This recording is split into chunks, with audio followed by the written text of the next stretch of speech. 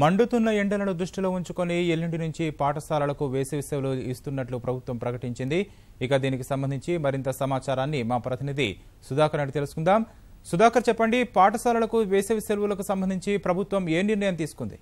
రాకేష్, ఈ నెల 16వ తేదీ నుంచి అంటే ఎల్లుండి నుంచి పాఠశాలలకు సెలవులు ఇవ్వాలని చెప్పి ప్రభుత్వం నిర్వహించింది. ప్రభుత్వ పాఠశాలలు, అదేవిధంగా పంచాయతీరాజ్ ఆధ్వర్యంలో నడిచే పాఠశాలలు, ప్రైవేట్ పాఠశాలలన్నిటి కూడా సెలవులు వర్తింపజేసేలా ప్రభుత్వం కొద్దిసేపటి క్రితం ఆదేశాలు జారీ చేసింది.